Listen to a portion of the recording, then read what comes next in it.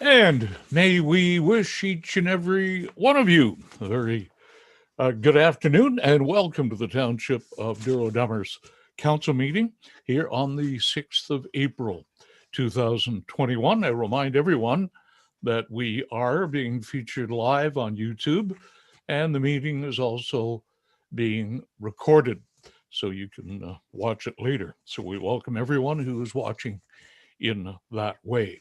We will be holding our meeting the best way we possibly can, as we would in our council chambers. But because of COVID-19, of course, we've had to take different measures, and I'm sure that everyone indeed understands that. I am going to call the roll for members of council, so we are very clear who is here at the meeting. Deputy Mayor Carl Moher is here somewhere, I believe. There he is, Carl. Thank you. Councillor Watt Present. is here. Councillor Landsman. Now, I believe Sheila is unable to make the meeting tonight over personal situations, so we totally understand that. And Councillor Watson. Hello. Okay, thank you very much. Our staff who are in attendance are brand new CAO, for those of you who have not met her, Alana Arthurs. Alana, and I promise I'll stop calling you our new CAO very soon. Soon it'll be our old CAO. Our deputy clerk, Martina Chade Hartwig, is here. Martina, glad to have you here as always. Our fire chief, Chuck Peterson, is here. Chuck, I believe, there you are. Good to see you as well. And we have other staff who would be available should the subject arise. So with all of council in attendance, I will call the meeting to order. And before we do that, I would like to respectfully acknowledge that we're on the treaty and traditional territory of the Mississauga Nation, and we offer our gratitude to the First Peoples for their care for and teachings about our earth and our relations. May we honor those teachings.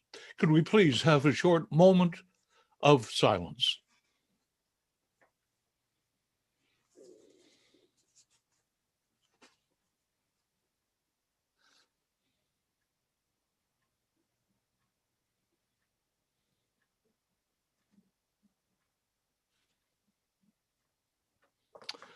Thank you all very much. Any disclosure of pecuniary interest for any members of council? Councillor Watson.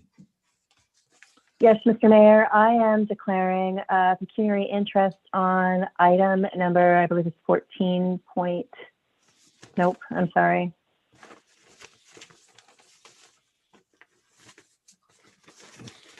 On item, I don't have it for me. There it is. Thank you. On item 4.1, Camp Kawartha 100th anniversary, as I hold controlling interest in a company that is engaged with Camp Kawartha. Okay, that's item 12.1 for the record, and Heather sorry, 12.1. Thank you. We'll be leaving when we get to that. Disclosure of pecuniary interest. Anyone else? Carl? Mr. Mayor, I wonder if Councillor Watson might be the same in 6.1, because those are the minutes from a previous meeting that you declared. Councillor Watson, you're aware of that? I am aware, but we're just receiving information on that, so I don't feel that that's that's your interest. That's your decision only. That's fine. Thank you for pointing that out anyway, Carl. Moving ahead to adoption of the agenda that's before us here on the 6th of April, tonight's meeting. A motion, please, to adopt that agenda. Councillor Watt. And a seconder, please. Councillor Watson. All in favor? All opposed? That motion is approved. We have 3 sets of minutes to approve. 6.1, 6.2, and 6.3, a regular meeting of March 16, a special meeting March 17th, and the special meeting of March 18th. One motion, please, to adopt the minutes of all of those meetings. Carl? I move to receive and adopt those all 3. Thank you. A seconder. Councillor Watts. All in favor? All opposed? All in favor? I haven't seen three hands. All in favor of that motion, please. I'll be a third hand then. Thank you. And Councillor Watson's froze. It is a little chilly, even though it's April. Heather, I think you're freezing. If you want to, I don't know what you can do. Turn the video Yeah, off. I did have my hand up. I apologize. Okay. Maybe put a sweater on. That might help the situation tonight. Business arising out of the previous minute 7.1. A member of council regarding the Greenwood property.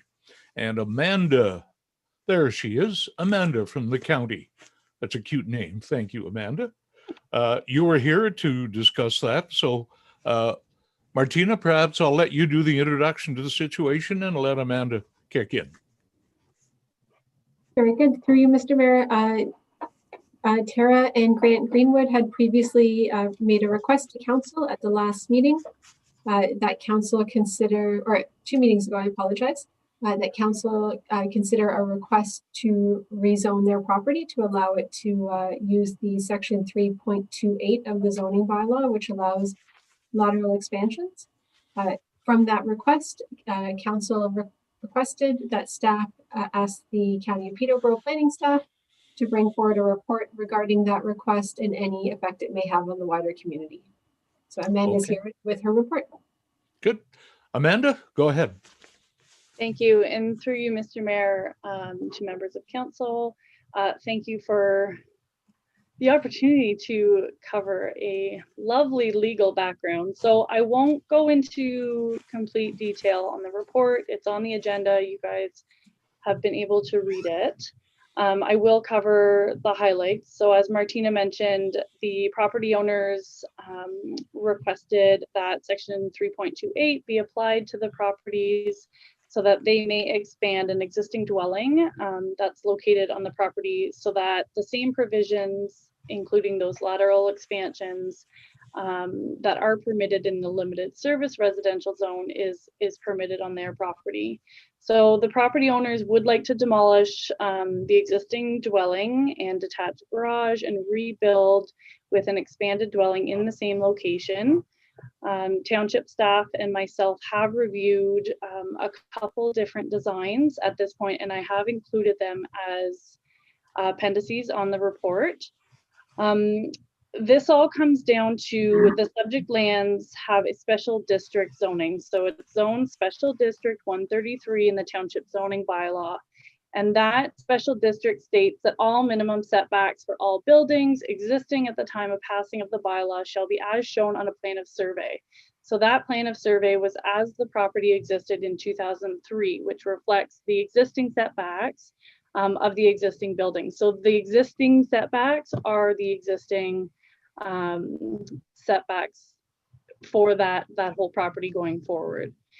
So section 133 goes on to say that the provisions and regulations of the limited service residential zone shall apply to any new construction on the subject property. So the largest point there is that any new construction within the limited service residential zone would have to build to that 30-meter water yard setback. And so that's fairly common when you're looking at special district zones, because special district zones are applied in areas where there are non-compliances or there's a decision that needs to be made to bring those properties into compliance. So it is very typical to limit future development on those properties with that zoning. And so that zoning did come out of a consent process approved here at the county with conditions from the township that the property be rezoned in order to recognize non-compliant lot frontages. So that was the intent of the severance application back in 2002, was to make those two lot frontages more equal and increase the side yard setback between the two existing properties to allow an addition on Mr. Greenwood's property, actually not the subject lands itself. So through the severance process and adjustment of those side lot lines, basically the lot no longer existed in the same form because the shape changed. And so it lost its non-complying status. So the zoning bylaw amendment was required to bring the lots into compliance at that time. So that's the condition that was requested by the township at that time. So that's where we recognize the new lot frontages and those very typical clauses with the site plan and the kind of future construction clause were included in that bylaw. So that's kind of the legal framework background. And so through pre-consultation with the applicants and Mr. Greenwood, we kind of tried to figure out the best solution going forward with this property because, of course, future development was limited with that special district zone. So I'm just kind of scrolling through. Basically, what it comes down to is because the property is not a legal non-compliant property, it is compliant because it has a special district zone. That section 3.28 of the zoning bylaw just doesn't apply to the property. And so the township staff wasn't able to implement that 75% lateral expansion that would normally be permitted on a lakeshore property. It just doesn't apply to this one because it has that special district zoning.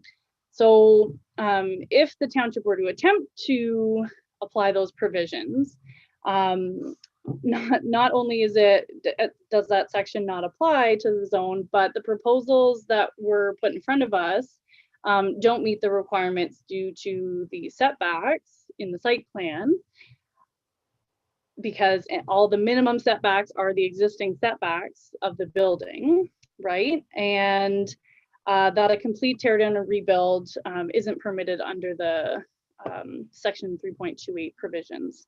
So it's just not possible to apply that section without a zoning bylaw amendment. And it's staff's understanding that that is what the applicants are trying to avoid, doing a zoning amendment, which would require those studies mentioned in my report. So basically the applicants have a couple of options, is to expand to a second-story dwelling, rebuild on the same footprint without any expansion. And so those options are available to them without any further planning act applications required.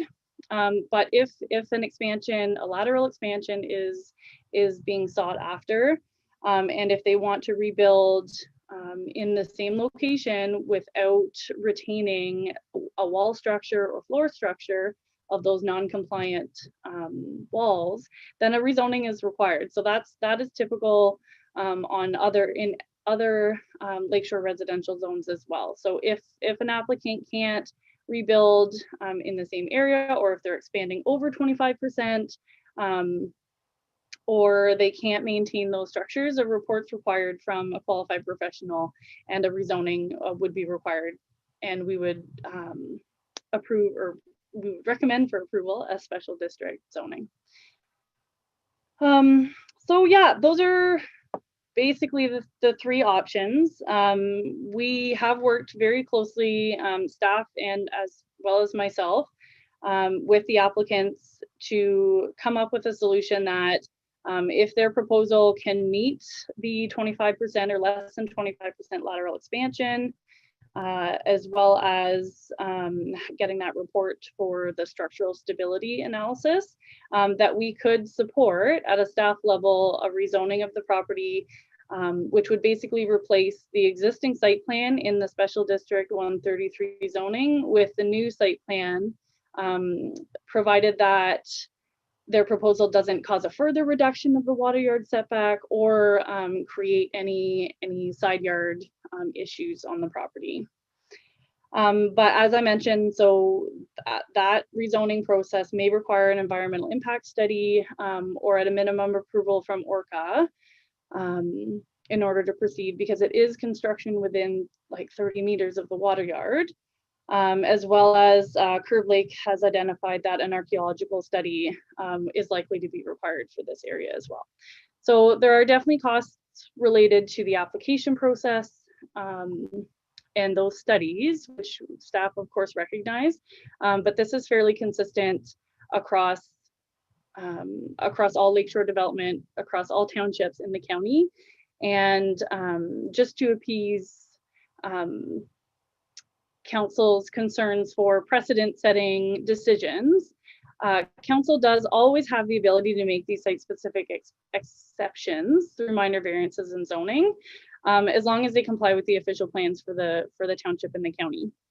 So that is kind of the purview of council.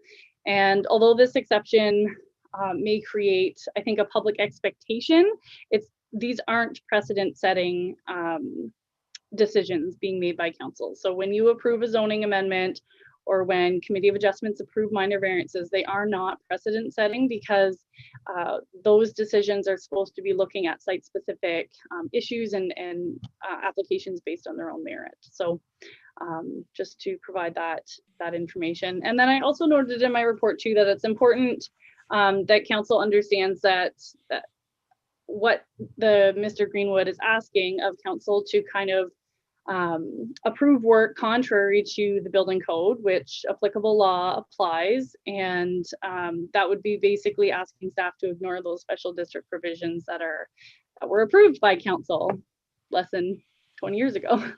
So that's it. I'm available for questions if anyone has anything further. Yeah.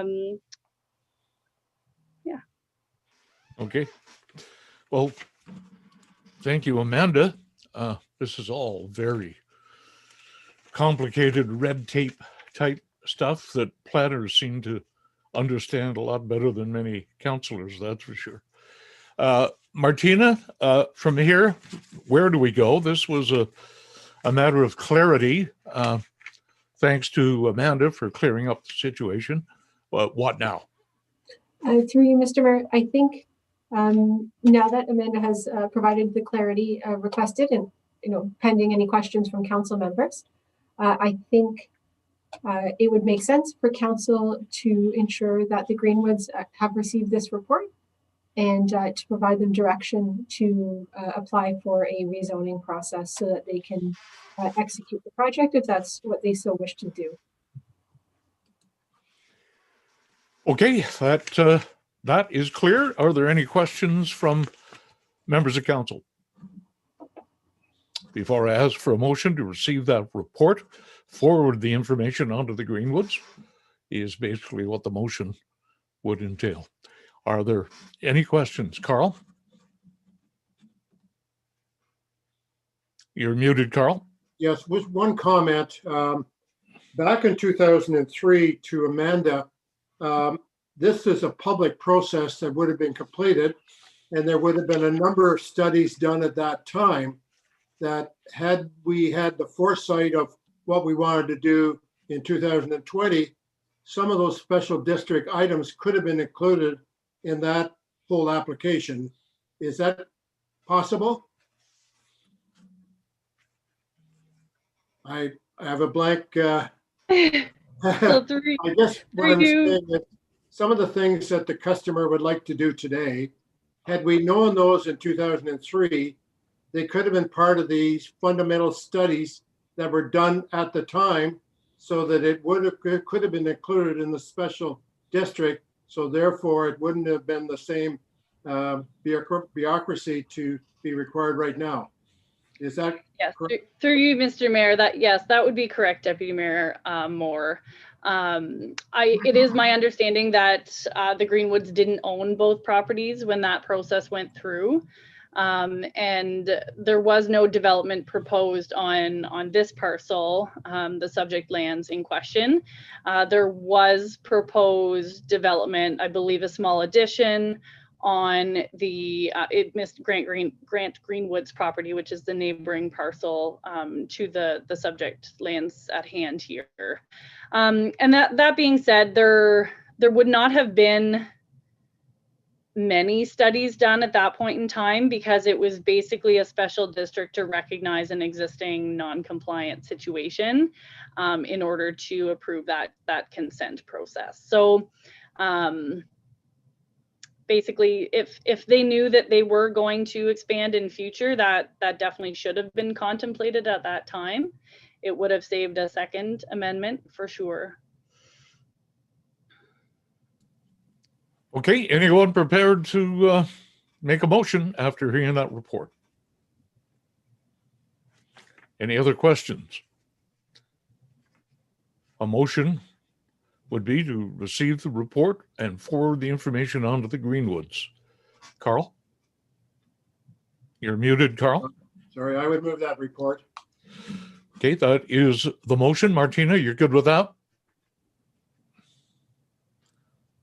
You're good with that motion, Martina? To you, Mr. Mayor, to Deputy Mayor Moher, is that the motion to receive the report and then pass it on to the Greenwoods? Yes, forward Okay. to the Greenwoods.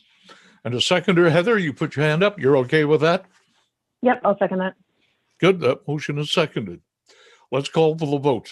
Sorry, you're just a wee bit, you're a little bit lagging on your time. It's the internet connection, I guess. All in favor? All opposed? Good, that motion is approved.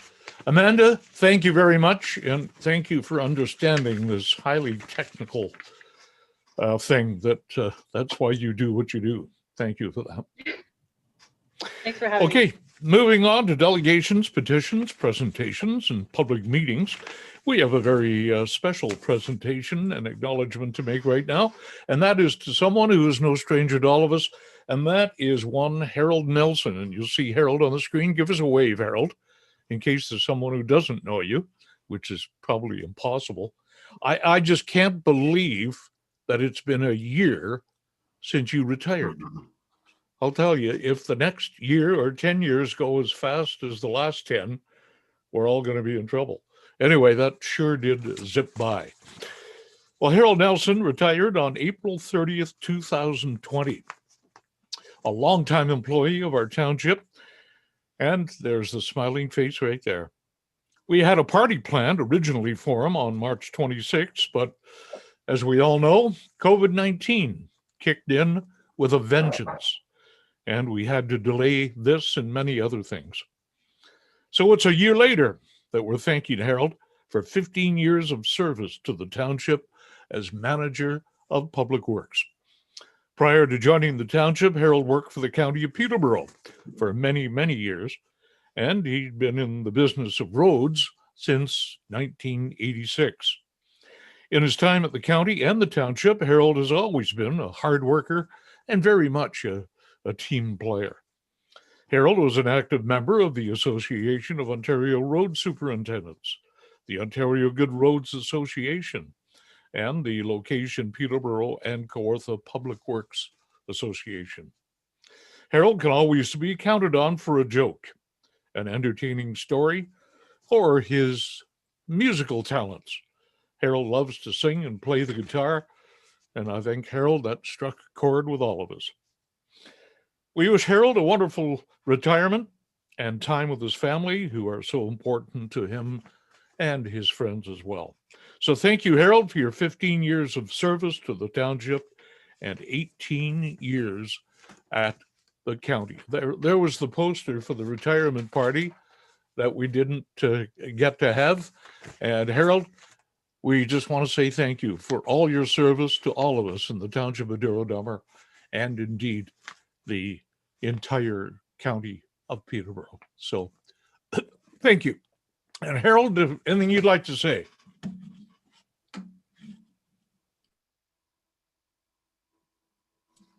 Are you there, Harold? You're probably muted. Hi, can everybody hear me? Yes. Now we're good. You go ahead. You go ahead, Harold. I'll give you 20 seconds. Okay, just like to say thank you and thanks for having me at the council meeting tonight.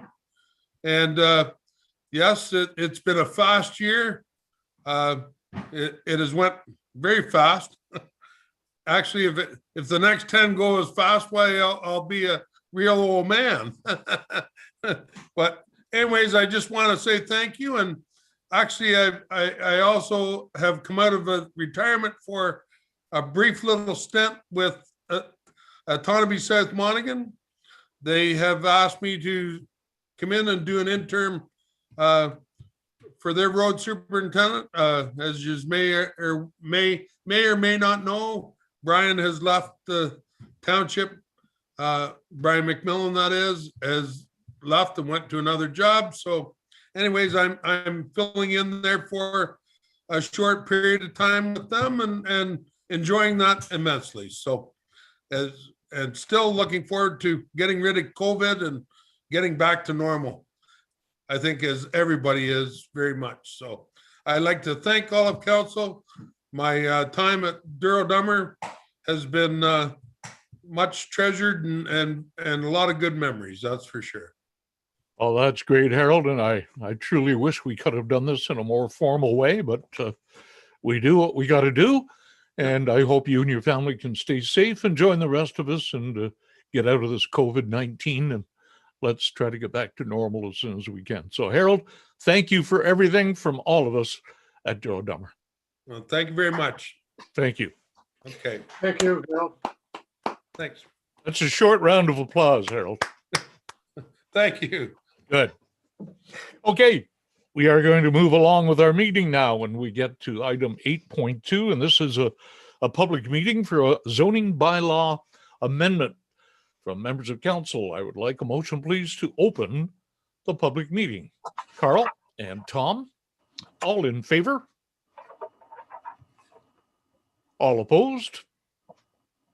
That motion is approved. The public meeting is now underway, and this is an opportunity for anyone joining us who would like to speak their mind or their opinion on this particular matter. This is a call for a public meeting for file R0321 for Moore, and I will ask Martina, please, to give us the background. Thank you, Mr. Mayor. This file is for Kenneth and Lorraine Moore. I believe they're both on the call this evening with us. The property is located at Concession 3, Lot 9 in the Dummer Ward. The street location is 668 4th Line Road South. Mr. and Mrs. Moore have applied for a zoning bylaw amendment in order to rezone portions of the subject land from rural RU zone to environmental conservation EC zone. This amendment is required as a condition of consent for severance file B7219 to prohibit construction and/or site alteration within the hydrological features, the wet depression and intermediate watercourse, and their associated vegetative protective zones on both the severed parcel and the retained as identified, just on the severed parcel as identified in the environmental impact study completed by Niblett Environmental Associates dated October 22nd, 2019. The application appears to be in conformity with the provincial policy statement. There is no evidence that the application conflicts with the growth plan. Conformity was also reviewed by the County of Peterborough as part of the consent review process.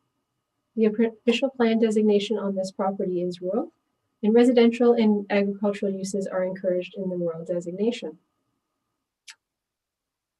The requested zoning bylaw amendment is required in order to meet the condition of consent. And further, it will protect the sensitive features and their associated vegetative protective zones on the retained property, on the severed property. It's recommended that the zoning bylaw amendment for Kenneth and Lorraine Moore, file R0321, be approved as presented. I have received some comments. I'd just like to read them out, if I may. The first comment is from the Autonomy Region Conservation Authority. They state the following: that the application is consistent with section 3.1 relating to natural hazards of the provincial policy statement, that it appears the proposed building envelope is more than 30 meters from the suspected natural heritage features, and it was noted that the property will continue to be used for agricultural purposes. And further, that permits for development or site alteration, including grading, will be required from this agency, and that Autonomy Conservation staff may require a site visit to determine the on-site conditions. We've also received a comment from Enbridge Gas. They state that they do not object to the proposed application. However, they retain their right to amend their comments for pending further development. And Hydro One has stated that they have no comments or concerns at this time. And that's it. That's it. Thank you. Okay, thank you very much, Martina. Now is the opportunity, of course, for the applicant to say what they would like to say. And it's also the opportunity for anyone to speak against the application. Ken Moore is here. Ken, welcome. And as you know, things are not simple these days. There's no red tape to deal with as we meander through these type of things. So if there's anything you'd like to add to what Martina said, please feel free to do so. No, I have nothing to add. That I'm just glad this is all coming to a close and we can get through this because it's been a very long haul. I'm with you. That's for sure. You do understand all the conditions. Martina has reviewed that with you, etc. Yes. Okay. We're just a bit of a delay there, Ken. Just the internet, the way it works. Yep. So there's no problems that anyone foresees. Everything is good and we can go. And is there a waiting period still for this? Yes, there's always a 20-day appeal period for all these things. It Okay. doesn't matter what you do. It's a 20-day period where someone can say something if they wish. Is there anyone else would like to speak in favor of this application? Is there anyone would like to speak against this application? That's what this public meeting is for, to give everyone the equal opportunity to do what they may. Okay, thank you very much for that, Ken. We've heard the details. Are there any questions of clarity by any members of council? Carl, go ahead. I would like to comment, just a quick comment. I thank Ken and Lorraine for your patience on this whole process. You've been through quite a process from start to finish. So thank you very much for your patience. Well, we'd like to thank everybody who's been on our site cheering for us and helping us out too. We're very grateful. Thank you. I'm surprised you've still got hair in your head after pulling it all out. No, that's just turning whiter. Yeah, I totally understand, believe me. Okay, could I have a motion then, please, to close the public meeting? Mr. Moher, and seconded by Councillor Watson. All in favor? All opposed? I'm sorry, is there anyone opposed? Okay, that motion is approved. Now, with council's permission, I'd like to move up that bylaw. I believe it's 2021-24, Martina, is that correct? Through you, Mr. Mayor, it's actually bylaw 2021-26. 26, that's what I said. Bylaw 2021-26. We will move it up the agenda, and the motion is made by Councillor Watt to approve the bylaw. Is that correct? That is correct. And seconded by Mr. Moher. Is there any discussion on the motion to approve the bylaw? All in favor? All opposed? That motion is approved. To the Moores, thank you for your patience in getting us through this.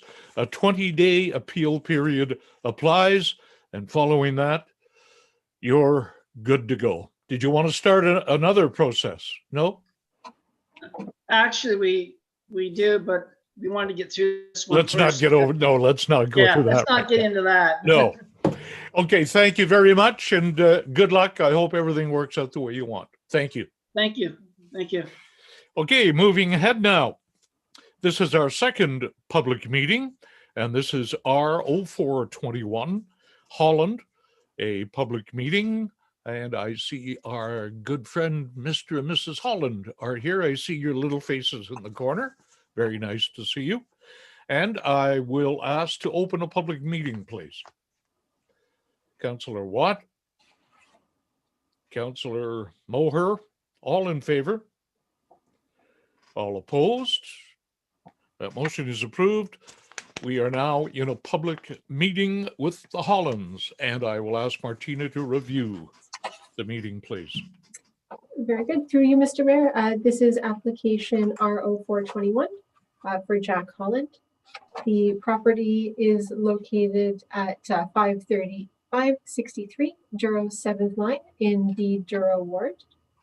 Mr. Holland has applied for a zoning bylaw amendment in order to rezone portions of the proposed severed land from rural RU zone to environmental constraint EC zone to protect the natural features. This process will also rezone other areas of the severed parcel to Special District 246, SD 246 zone, to bring the existing conditions on site into conformity with the township zoning bylaw regulations. This amendment is required as a condition of consent for the severance of a residential lot, which is file B0820, to prohibit construction and site alteration within the hydrological features and their associated vegetative protective zones on both the severed and retained parcels that was identified through ORCA. The application appears to be in conformity with the provincial policy statement. There is no evidence that the application conflicts with the growth plan, and it was also reviewed through the consent process with the County Land Division Committee. The official plan designation on the property is rural, and residential uses are allowed in the rural zone.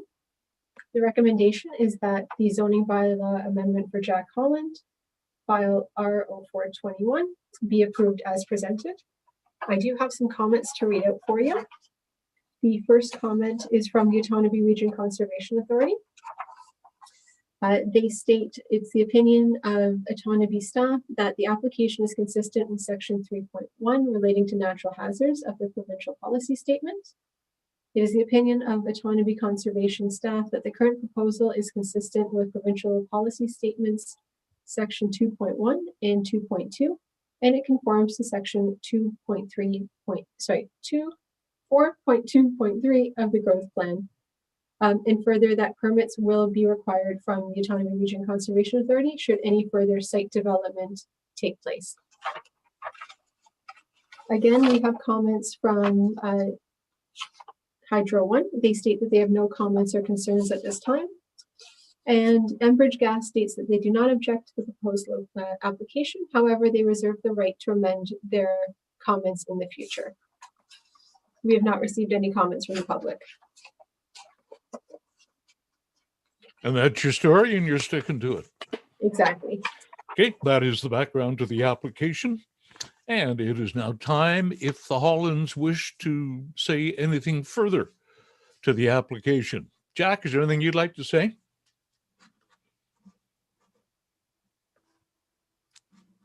Still muted. Yeah, it's a matter of getting the right button at the bottom. There you go. Now we're going to hear you. Whoops, you're back muted again.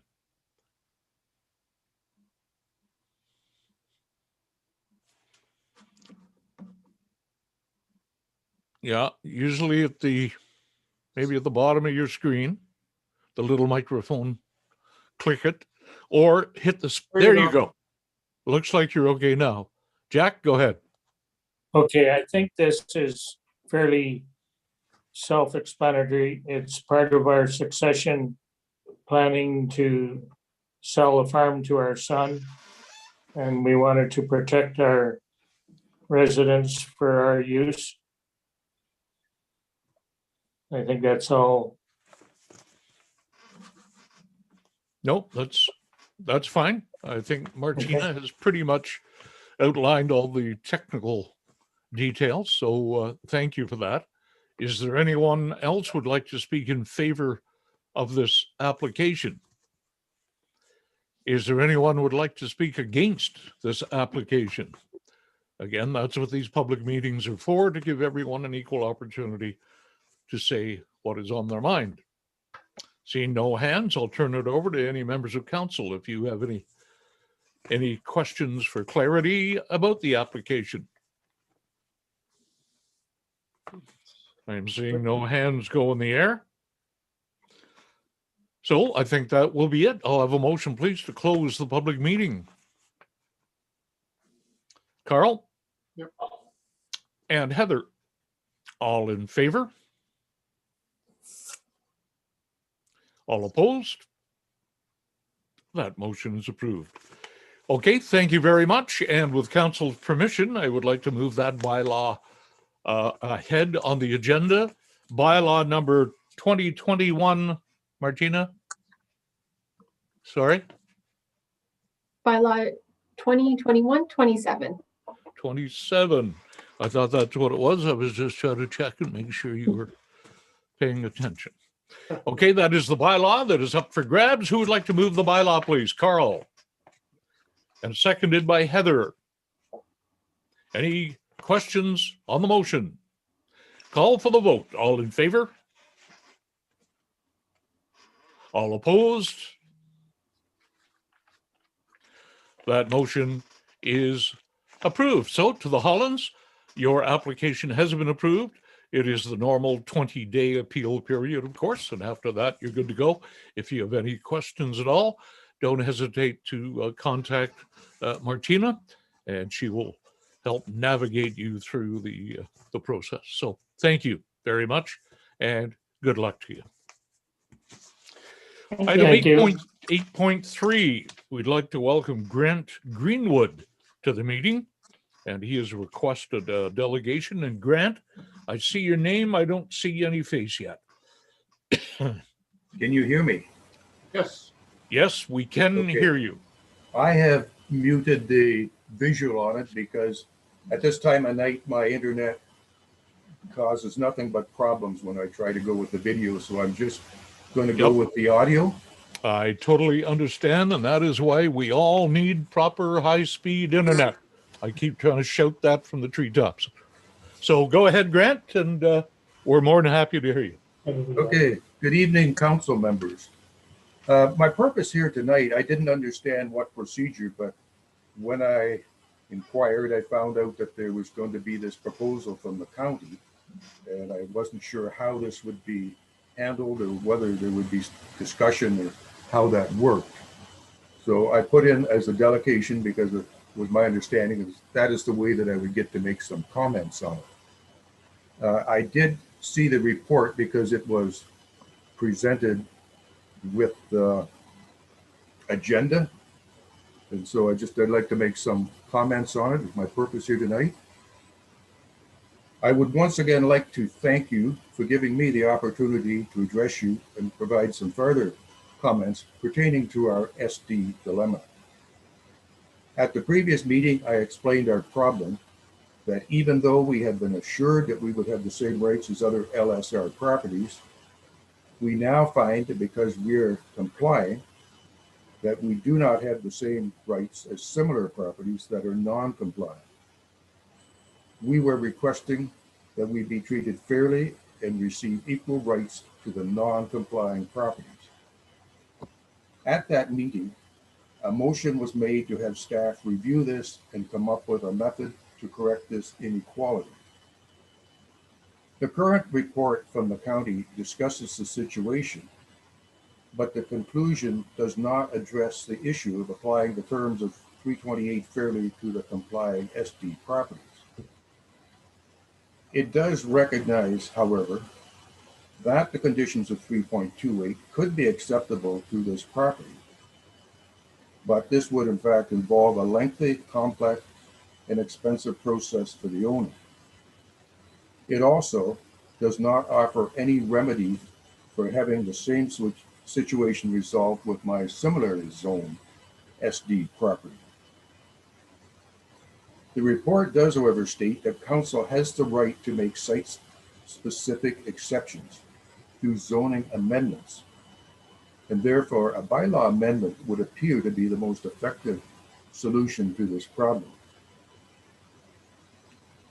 I would also like to comment on the remainder of this report, because I feel that many of the issues that have been raised are due to a misinterpretation of the terms of bylaws SD 133 and SD 134. It is being stated that the existing setbacks shown on the survey that was completed when the zoning went into effect were the minimum setbacks. I believe this to be an error. I would like to refer you to Appendix C on page 7 of this report, which has been taken from the SD zoning bylaw. In the center of this page, it reads, all minimum setbacks for all buildings existing at the time of passing this bylaw shall be as shown on the plan of survey. To repeat that, it says, all minimum setbacks existing at the time of passing of this bylaw. The minimum setbacks refers to the ones that were not in compliance with the current zoning requirements and which were brought into compliance with the SD zoning. It specifically does not say that all of the setbacks are minimums. The ones that met or exceeded the legal zoning requirements would not be considered to be minimums. To try and interpret this otherwise would have been inconsistent with both the intent of the bylaw and the policy existing at the time when this bylaw was passed. At the previous meeting, I referred to the explanation contained in the zoning bylaw application that stated, the effect of this bylaw is to rezone the two parcels to two special district zones to recognize the deficiencies in the lot frontages of subject property and to recognize and to bring into compliance all existing structures. There is no suggestion that the setbacks, which currently exceeded the zoning requirements at the time, would be reduced. This was also discussed with the township at the time, and I was assured that there would be no reason why this property would not be treated the same as the other LS properties. Now, I would like to apologize to council for an error that was made in my previous presentation. At that time, I had suggested that at the time of the rezoning, all non-compliant properties were restricted to their existing footprint, and that 3.28 had subsequently been introduced to allow expansion. It has been brought to my attention that a previous bylaw, 3.29, which is similar to 3.28, was already in effect when the SD zoning was made. This existing bylaw allowed expansion for the LSR properties and clearly shows that the existing policy was to allow expansion in the LSR zones. Therefore, it would have been contrary to this policy to have put additional restrictions on the conforming SD property. To summarize, the bylaw application in the discussion with council at the time clearly indicate that there was no intent to put any additional restrictions on the property beyond what was currently in effect. The existing policy in effect at the time allowed for expansion of the buildings in LSR zone property. To have restricted further expansion of the identical SD zone properties would have been inconsistent with this policy. Also, the wording in the SD bylaw states that the minimum setbacks are the ones existing at the time of the passing of the bylaw. These existing minimum setbacks are the ones that were less than the ones required by the current zoning bylaw, and not the ones which exceed the minimum requirements. It is therefore quite apparent that the SD zoning does not restrict the building or structure to its existing footprint, and expansion would be allowed. I would just like to go on and briefly make a couple of comments on some of the items in the report that was submitted, as these statements are predicated on the assumption that the buildings would be restricted to their existing footprint. I would refer you to the third paragraph under discussion on page 2 in the report. It is stated that any enlargement, reconstruction, or renovation must not reduce existing setbacks. The actual wording is that it must not further reduce existing setbacks that have less than the minimum required. The suggestion following that the existing setbacks are considered the minimum setbacks is not what I consider to be the correct interpretation. Therefore, there should not be an issue with meeting the requirements of 3.28A. It's also suggested that there would not be compliance with 3.28-1F. This restriction is only applicable where a planning application or process is required. If the zoning does not impose a restriction to the existing footprint, then I do not think that a planning process would be required, and this requirement would also not be applicable. In the fourth paragraph, it says that the Special District 133 zone is worded in a way to acknowledge the existing setbacks on the approved site plan as the minimum setbacks for the property. As previously stated, I do not feel that the bylaw is worded this way, and would suggest that if it had been the intention to make the setbacks minimum, it would have been clearly stated in the bylaw. It is also stated in the report that it is typical of site-specific zones to have a clause that restricts future development. It is quite obvious that there is no clause in the subject SD zoning, and its absence makes it quite apparent that there was no intention to restrict future development. Accepting that bylaws, SD bylaws 133 and 134 are not restricted to their existing footprints would remove many of the restrictions referred to in this report. I would therefore like to suggest that if this report could be revisited, it would lead to other possible solutions. And in conclusion, I would once again like to thank Council for allowing us to provide input on this issue and hope that a fair and equitable resolution can be reached. Okay, well, Grant, thank you very much. You've put a great deal of time and work and knowledge into this, and I know I certainly appreciate it. Questions from members of council over the report. First of all, I'll ask for a motion to officially receive that presentation for the record. A motion, please. Councillor Watt, seconded by Councillor Moher. All in favor? All opposed? Thank you. That motion is approved. That presentation has been officially received. Questions from members of council over Grant's report? Go ahead, Carl. There's been various points made that, that we're not going to solve in this meeting.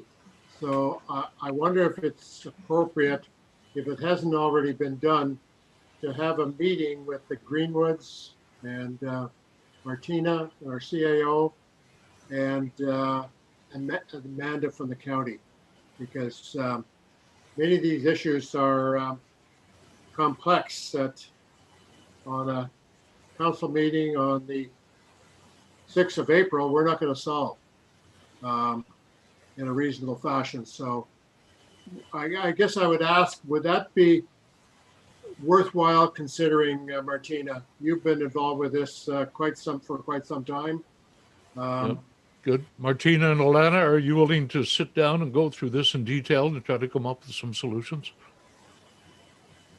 Through you, Mr. Mayor. Yeah, we're always happy to sit down with any applicant. So that's fine with us. Alana? Absolutely. Good. That's the way it should be. And that's great. We're not out to give anybody a rough time. I can assure you of that. Carl, are you willing to make that motion then? I would move that As soon as possible. the meeting be arranged as soon as possible with the Greenwoods and the parties we discussed, and perhaps consideration for a meeting in person in the big conference room in the basement of the Township Hall. It's a large room that adequate space can be obtained, if that would be worthwhile considering.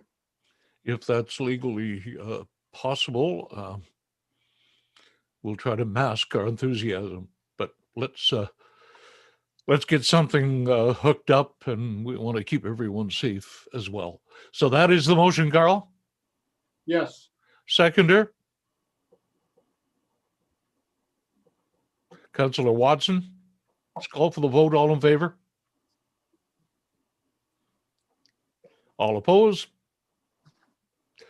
That motion is approved. So thank you very much, Grant, and to Tara. I understand how important this is to you. And as I said, we're not out to give anybody a rough time. I hope we can get this settled, get this meeting together and talk it out and try to come up with some understanding.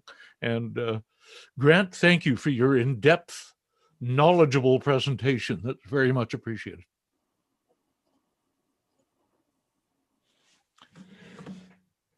Okay, that is the end. I guess, what do I need, Martina? A motion to receive the delegation, perhaps, on top of that? Through you, Mr. Mayor, we've already done that. We've done that? Yep, the receiving of Grant's presentation. Okay, Grant, you're rid of us now. So let's move forward. Thank you. Okay, thank you. Okay, we're moving to item 9 on our agenda. 9.1 is a request to open the 6-line South Dummer. Martina, are you speaking to that? Through you, Mr. Mayor, I Go am.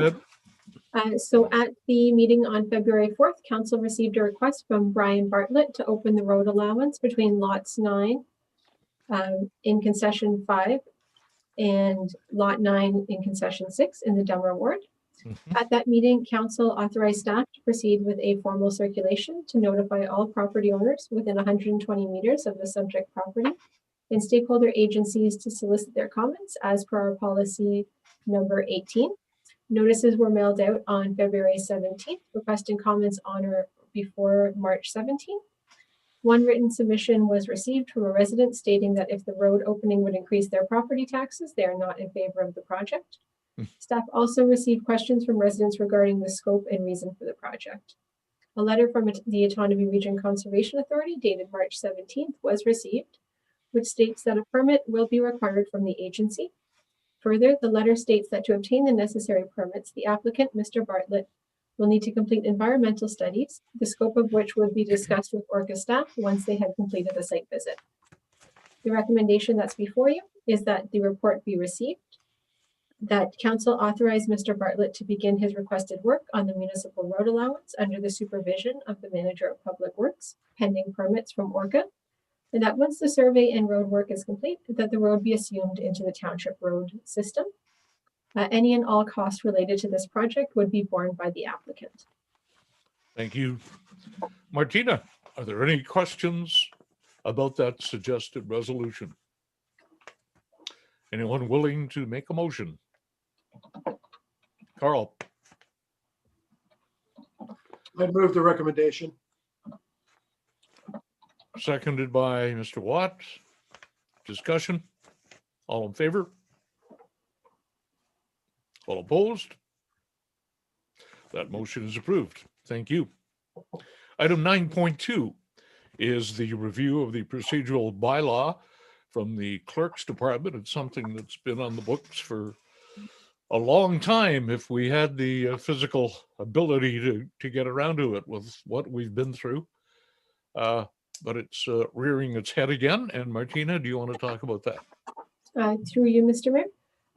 So the Township of Douro-Dummer procedural bylaw is a very important document. It regulates all of our council meeting processes, including the setting of the agenda, notice to the public, and voting procedures during a council meeting. The document was last reviewed in 2018. Since that time, there have been various amendments made to address new legislative requirements and the current move to virtual meetings.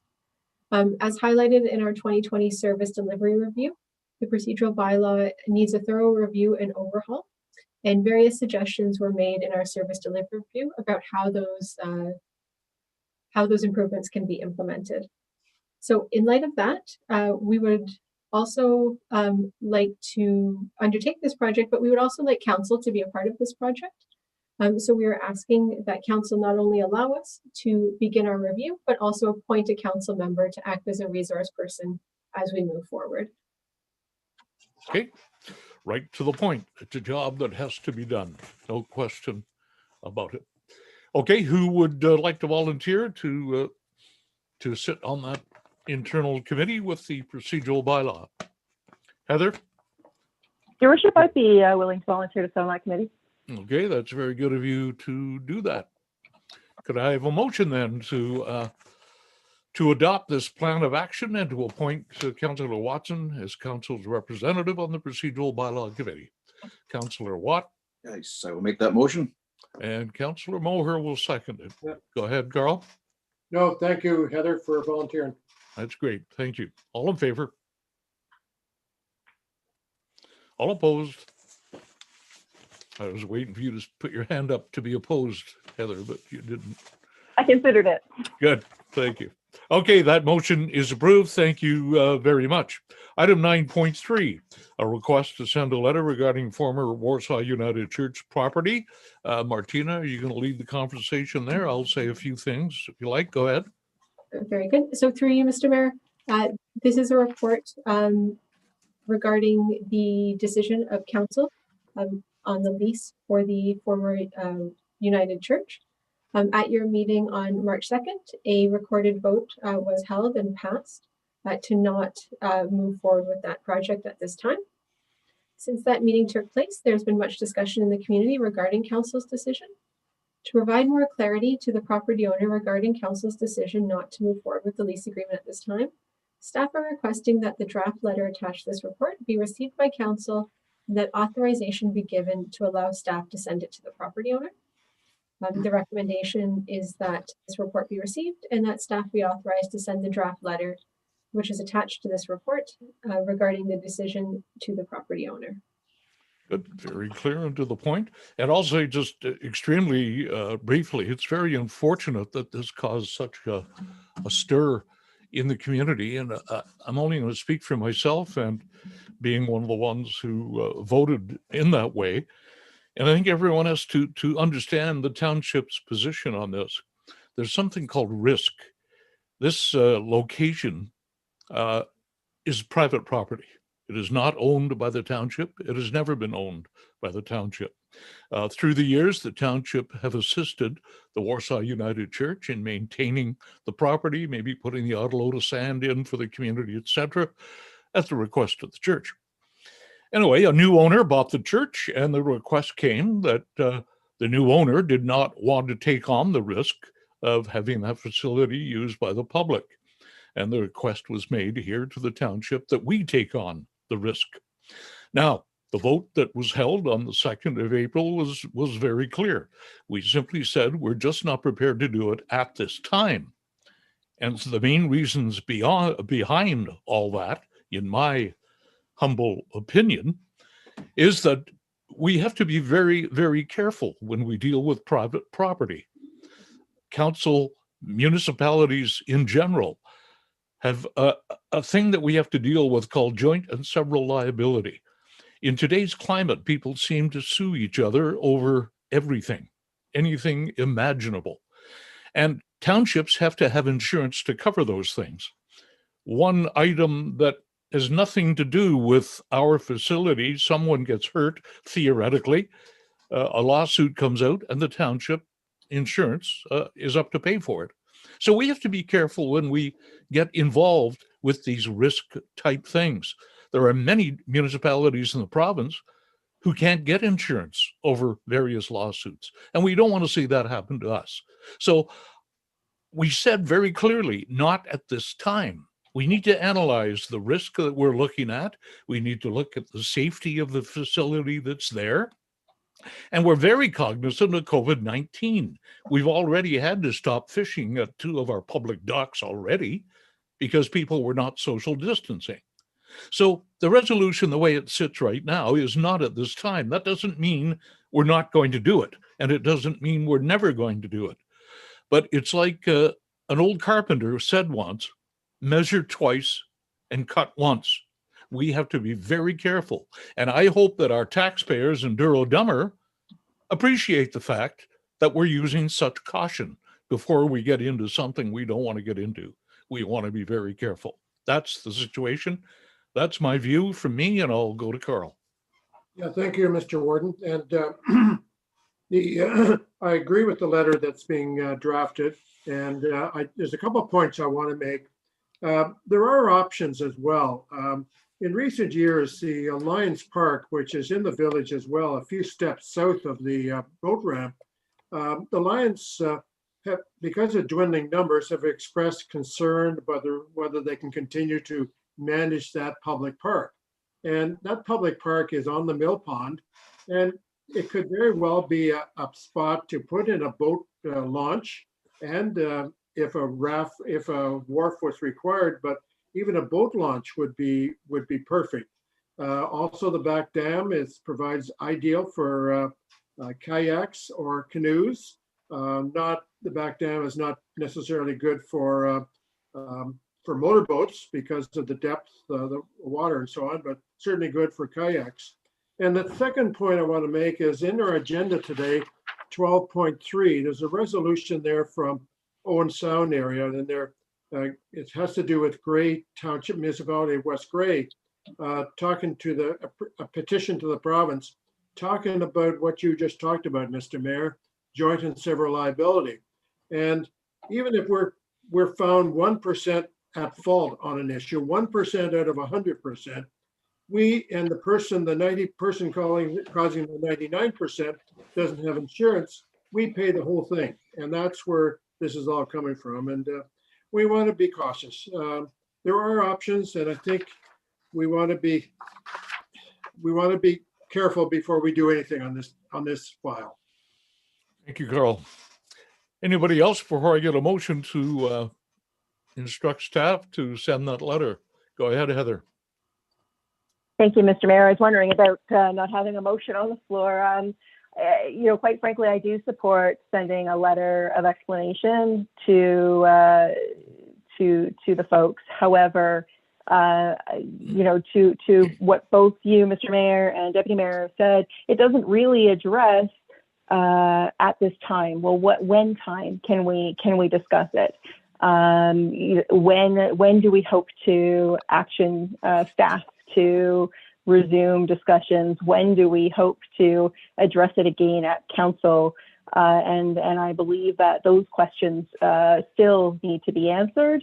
I don't know if this council this evening is willing to answer those questions or put some sort of direction in place, because I see that is the missing piece that, quite truthfully, if I were the landowners, I would want to know, great, not at this time, but when are we going to discuss this? Do we remove the temporary fence and put something up more permanent, or are we going to be able to move forward with it? But definitely we do need some communication with the landowners, and it's a start, but I feel that it would be better if we could give the landowners some idea as to when will this council look at it. Well, I would suggest when we get all our questions answered. I see no problem, members of council, getting their questions submitted to the clerk's office. And when those questions can be answered, things like, has the dock been inspected for public safety? Is the boat ramp conducive to having people put their boats in without us getting sued over it? Has the health unit been advised about water safety in that particular area? These are all kinds of questions that we have the responsibility to get answers for before we sign a lease with a private property owner. It's quite clear. I don't think this is a complicated issue at all. So I'd like a motion, please, to have a letter sent. Is anyone else any questions? One more comment, Heather? No, and all of those questions that you asked, Mr. Mayor, are questions that we've not discussed as a council to ask staff to bring back to us. So if the direction from you is that council independently ask staff to ask those questions and bring a report back, then that's great. I support that. And I will move the recommendation to send the letter as it's written. Let me hear your motion then, please. Is that part of your motion? Certainly. So I move that, sorry, I don't have the item number in front of me once again. The request to send the letter be granted as written, and that staff report back with answers to questions posed by council regarding the property. So council submit questions then to staff. Is that the idea? Sure. Okay, good. And then when all those questions are answered to the satisfaction of council, then perhaps we can look at the situation again. Simple as that. Okay, that is the motion. Is anyone going to second the motion? Tom? Comment on the motion, Carl? Muted. Yeah, Martina, I wonder if you could repeat what the motion is, please, if that's possible. Through you, Mr. Mayor, the motion that I have here, moved by Councillor Watson, seconded by Councillor Watt, is that staff be authorized to send the letter as written, that council members submit questions to the clerk's department regarding the former Warsaw United Church property, and that the answers be brought back to council. Okay, thank you. Okay, Carl will second it. Very clear motion. Call for the vote. Sorry, Sorry? for you, Mr. Mayor, I believe Councillor Watt had seconded the motion. Oh, sorry. Okay. So Heather and Tom, right? All in favor? All opposed? That motion is approved. Provincial Fire Safety Grant. Our Fire Chief Chuck is here, and you can explain this a little further, Chuck.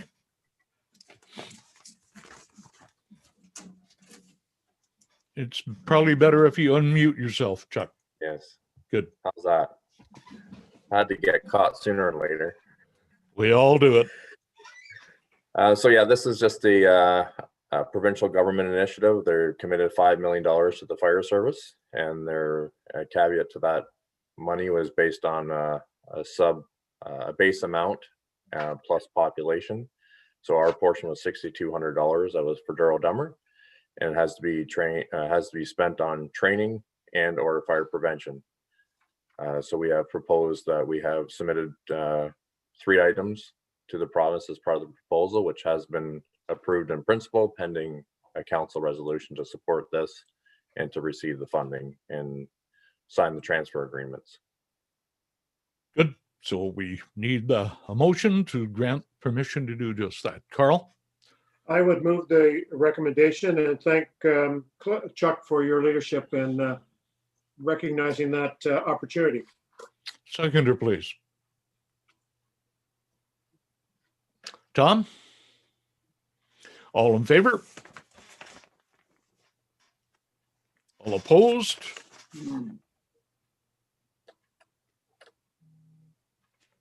Nope, sorry, Heather, I can never tell. The delay is rather substantial. I have no idea. I am in favor. Thank you. We might have to do that then, because it's like 10 minutes later that the hand goes up. Yeah. That's why we need high-speed internet. Okay, that motion is approved. The 2021 budget, we had a new process this year. It worked out very well. Lots of opportunity for public input, step by step by step. And we're at this point where we can move on. And I'm going to turn things over to Alana just for a very quick update. And we're going to approve the budget. Go ahead, Alana. Thank you, Mr. Mayor. Through you, just a quick overview. The budget was presented in the middle of March with 2 public meetings. 2 meetings to review it and a public meeting for an opportunity for the public to make comment, as well as we received some questions from council, and Paul kindly responded to those. Subsequently, he's provided this report to give you an overview of the changes that were made that was presented at the 24th meeting. We were going to initially come back at this meeting with a bylaw and all the detailed pages, but sensing a little bit of uncertainty about that process coming back so quickly with the bylaw, we thought coming back with this report to outline the specific changes and the proposed tax rate increase was a better process. And we'll come back in 2 weeks and bring you the bylaw with all of the detailed pages to actually approve the tax rate formally. So we are asking, based on the report, the recommendation is that you receive it, that council officially approves the 3.9 municipal tax levy increase, resulting in an overall 2.5 total increase based on $100,000 of assessment, and that council direct staff to prepare the final budget package and draft tax rate bylaws for the next meeting on April the 20th. Excellent. Thank you. A motion, please. Tom? I'm going to make that motion, very well worded, Alana, because I'm not going to repeat it. And also a thank you to Paul for all his help. And a seconder to that. And Carl? I have a question too, please, Mr. Mayor. Okay, go ahead, Carl. Appreciate at our next meeting, I wouldn't mind the pages that we received. I think there were 16 altogether. I found them very valuable that showed 2019 actuals, 2020 actuals, and the 2020-21 budget. So that would be very helpful as a base point. And I think Paul promised it anyway after the dust settled, but those 3 years would be much appreciated for the categories that we looked at a month ago at our budget meetings. Okay, note to staff on that, and that will be delivered, I'm sure. Any other questions on the resolution that's on the floor? All in favor? All opposed? Okay, that motion is approved. And thank you to all the staff, Paul in particular, who certainly made our budget process during COVID-19 an exceptional way of doing it. And we very much appreciate it. Okay, moving ahead now to item 10, committee minutes, other reports. Deputy Mayor Moher, a brief update on any county matters. Do you have anything for us this week? Yes, a couple items. County Public Works, there's a service review underway. It's well underway. There's a number of findings that have been already identified. It's turning out to be a very positive platform for improvements and more working together with probably townships, county, and the city. It only makes sense. It's same taxpayer. Also, there's a fairly extensive program for 2021 for Shamon Causeway that'll be discussed in detail at County Council tomorrow. But mega bucks going into that project. And we have had help from the feds and the provincial governments. Also, I'm sure you've seen all the press about the housing.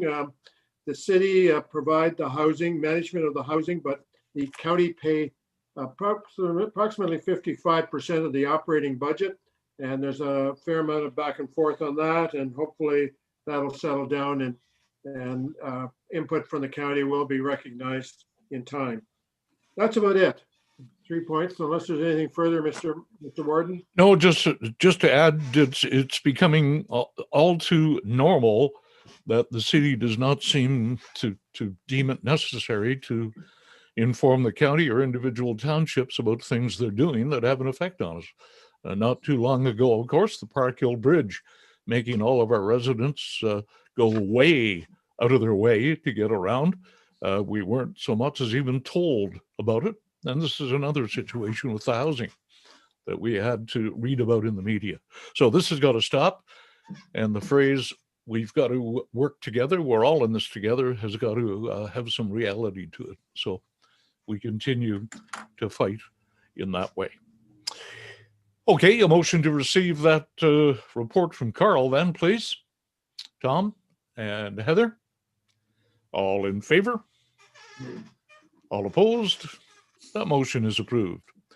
Could I have one motion, please, to accept and receive all the departmental reports, items 10.2.5 inclusive. Carl, go ahead. I'll move to receive them, and I have 2 or 3 questions. Okay, Heather is going to second it. Okay, go ahead with your 2 or 3 questions, Carl. Okay, the timeline for the FIRs, I believe I don't think our 2019 have been filed yet. Is that pending the new treasurer coming in and finalizing those numbers with the accountant? Is my first question. Staff, anybody? Through you, Mr. Mayor, I believe that Paul's still doing some work for us. Martina might be able to confirm that for me, but I think he's still working away at some of the information for that and working with the auditors. Okay. Tina? And I believe a while, Oh, just sorry, Carl. Martina was going to jump in. Sorry. Go ahead. Through you, Mr. Mayor. Sorry, I put my hand up because I heard FOI, not FIR, because that's on the brain. But nonetheless, Paul is working with the auditors to finish some journal entries that we need to do before they can be completed. Oh, good, good. good, thank you. And the next one is a while back where we talked about a council meeting to kind of review some of the updates planned on the official plan, the county and Douro-Dummer. Any timeline yet on when we could be looking at that before we have public meetings? I think there's been a lot of work done behind the scenes by staff, and I just wondered if there's some opportunity in the not too distant future to give members of council an opportunity to review. The same question is going to be asked at the county. Martina? Through you, Mr. Mayor. I believe save the date email had been sent out to both council and our committees for April 28th. Okay, so that's the date, eh? Yes. Okay, somehow I missed that. And I think the last one is in the Municipal World magazine that gets routed to all of us. Yeah, there's a page in there talking about new technology for ice plants in our community centers. And I'm wondering if there's maybe some opportunity to look at that because it looks like there's major savings. It's near the front of the magazine. It looks like a company is got expertise in that field. I don't need an answer to that, but it put it on the list of things that we need to do. And one last thing, we're not accepting mattresses at our landfill site yet. And I'm just concerned that this is into the second year that we don't have a rash of mattresses been thrown on the sides of roads. At least if they're at the landfill site where they're not on the side of roads. So maybe something that maybe it's possible or not possible to open up that opportunity. I don't need an answer on that either. Okay, some food for thought for staff to take notes. Anybody else with anything at all before I ask for the motion? Do I have the motion, Madam Clerk? Seemed like a long time ago. Through you, Mr. Mayor, I have Deputy Mayor Mover as the mover and Councillor Watson as the seconder. Okay. Okay, we'll call for the vote then. All in favor? All opposed? That motion is approved. Item 10.3. Hydrological well testing letter. Martina, you better review this one. Sure. Through you, Mr. Mayor, this is a letter that we have received from the agents of Mr. Clifford. He had the zoning bylaw amendment recently, the public meeting recently, and it's back on the agenda today. There were questions regarding the well testing that was done. This is a letter from GHD, from their engineering team, regarding the course of testing that was completed both in 2017 and 2021. And it speaks to the effect of the well tests on neighboring wells, both the dug well and the drilled wells in the neighborhood. And it also provides a response to council as to their question regarding who is responsible if a well runs dry. Okay. Facts are before you. As you know, we did not get a motion at the last meeting over the approval. How's that sit, Martina, tonight? So through you, Mr. Mayor, that bylaw is back on the agenda tonight. It is item 11.1. The bylaw number is 2021-24. We are required through the Planning Act to make a decision on this within 90 days of receiving the original application and having it deemed complete. So that would take us to May 23rd, 2021. After that, we could be taken to LPAT. So that's just the way it is. All the T's were dotted and the I's are dotted and the T's are crossed and all those kinds of things. So that's bylaw. That's under the bylaws, right, Martina? That's correct. The 21-24? Yes. Yes, that's correct. Okay, a motion to receive that letter, the hydrogeological well testing letter. That's a nice word to say in a hurry. Carl? Thank you. I'll move to receive The letter. The hydrogeological letter. Finally, I said it. Heather? Second? I'm just seconding. Yes. Okay. All in favor? All opposed? That motion is approved. We come to bylaws, and this is the bylaw in question that was delayed from the last meeting to amend zoning bylaw 2021-24. Carl? I would move the bylaw. If somebody seconds it, I will add some further input to it. Seconder to the bylaw, please. Okay, Tom, go ahead, Carl. With all due respect, the process was long and involved.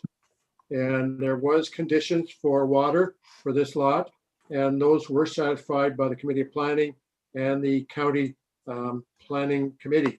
So even though some people may not be happy, it has fulfilled all the due process for under the Planning Act. So that's my only input. It's the way these things work. I certainly understand both sides of that story, but we've got to trust the professionals.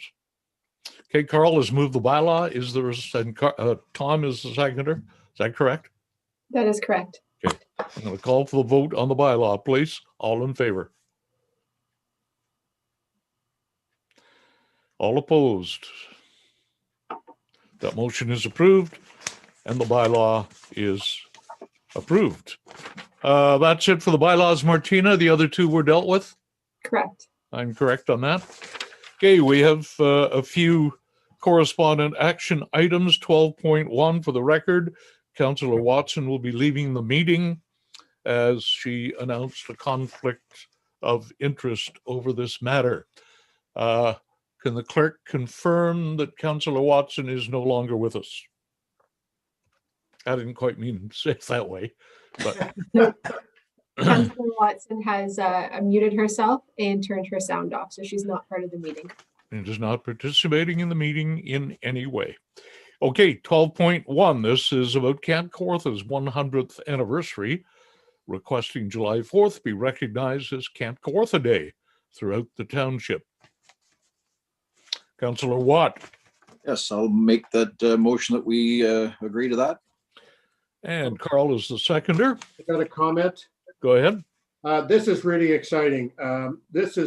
We should be very proud of this location. I think we should do whatever necessary to maybe put a link on our website or whatever to bring the attention to all our residents. And I just think they've grown from 100 years now, and there's been a lot of fun stories over the years of people's remembrance of being there for a week or a few days or even for one day. So this is pretty absolutely exciting. Yep. Okay. All in favor?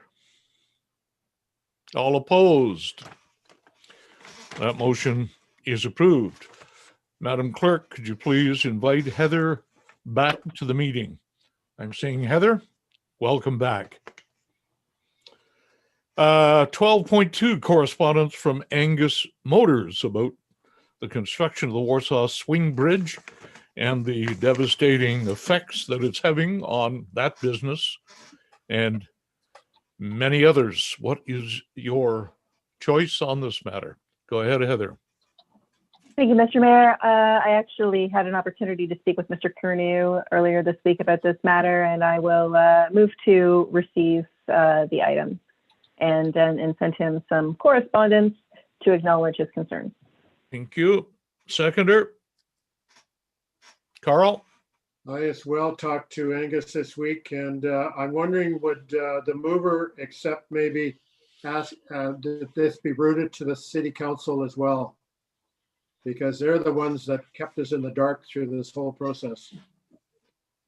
I certainly would accept that, and actually also encourage Parks Canada, because quite frankly, it's Yep. not the road closure, it's the bridge closure that's being constructed. So absolutely, and we can add Parks Canada to that list. Okay, that is okay then, and we'll call for the vote. All in favor? All in favor? I'm in favor. I'm frozen. Frozen. Okay, that motion is approved. Thank you. We have a resolution asking for support from the city of Owen Sound.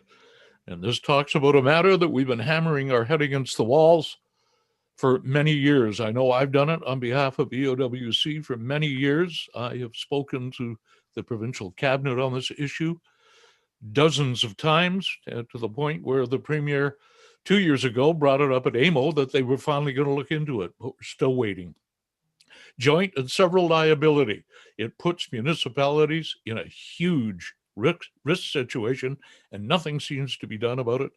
And the city of Owen Sound are, again, pounding on the door to try to get some results. Go ahead, Councillor Watt. Yes, I'm going to make a motion to receive and support. Good, thank you. Seconder? Carl? Heather?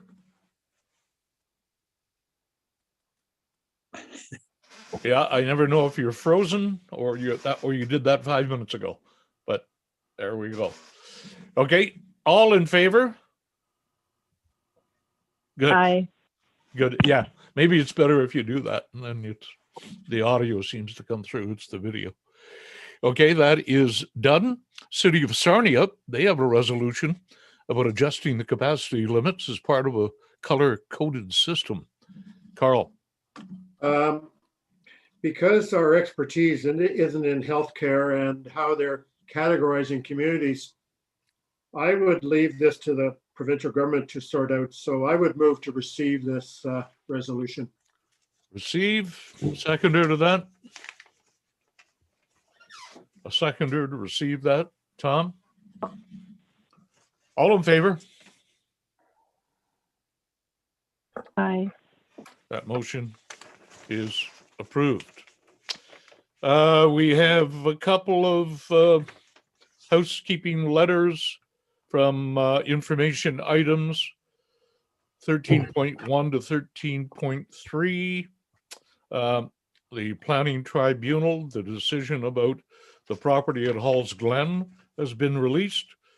The Minister of Finance about cannabis legislation, and the Integrity Commissioner Services Annual Report. A motion to receive 13.1 to 13.3, please. Tom, and seconded by Carl. All in favor? Aye. Good, that's better. That motion is approved. Accounts to March 25th are before you. I know Alana is standing by here to go into detail, but just kidding. Move to receive and pay. Seconder. Tom? I'll second with a comment. Comment? Yes, please. If and when staff gets time and between the different facilities that we have, I notice in there that we get propane for different, one facility gets it from one place, another facility gets it from another. There's 3 different places at least in there that we get it from. Maybe it can be looked into to see if there's a way to get a better deal if we just buy it all from one place and get a better price on it. Just a thought, but I mean, it's just something if somebody can look down the road, that'd be great. I would hope that's been done before, but I guess that can be looked into again. Carl? Just further to that comment, and that is a good point, is the fuel is purchased at the county on a bulk rate along with, I think, the city of Peterborough and the county. And it's probably interesting to look at, we couldn't piggyback on the same source for fuel, propane, diesel fuel, gas, and so on, because the purchasing department of the county are pretty expertise on some of these bulk purchasing. I think they even bulk purchase with the city of Kawartha Lakes on certain issues. So Certainly, Yeah, that- good point, Tom. I'd be quite surprised if we weren't part of that. I'll be very surprised, but let's kick that one down the field and see if we can score a goal. Okay, we have no notices of motion. We have any community announcements? Yes? I don't think we voted on that. And I had one quick question Voted on what, Carl? on the accounts. Or did Oh, we? on the counts, I'm sorry. Yeah, were there any other comments? Go ahead. Just one, with the LPAT, it would be interesting to know how much was spent by the township on legal and planning fees for handling that The Halls application. Glen, yeah. Martina, Approximately. do you know? Through you, Mr. Mayor, I don't know the exact number, but none of that actually came out of the township's pocket. It was all covered by the developer because it was their file. And as part of our move to defend our decision, they were required to pay for that. Oh, that's Good something to hear new. Then. that. Put that money toward the propane, Tom. Yeah. Okay, is there a motion on the floor then for the, yes, there is. All in favor? Aye. That's it. Aye, aye. That motion is approved. Any announcements of community interest? No closed session. A motion for confirming bylaw 2021-28, please. Carl, seconded by Heather.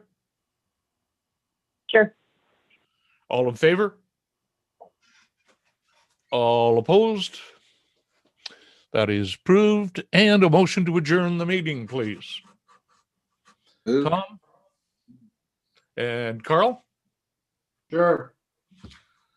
All in favor? All opposed? Okay, that is going to be it. Thank you all very much. Thank you, Martina. Thank you, our brand new CAO. That's going to be the last night I call you that, by the way, Lana. You've heard No that more. before. That is the last time that I'm going to refer to that phrase, just so you know. Okay, that's it. Good night, everyone. Please. Night. We are in COVID-19. We are still having an issue, as we all know. Please obey the health rules. Let's get through this. We're not going to get through it if we ignore the rules. Let's stay safe so we can get back to normal. Thank you all very much.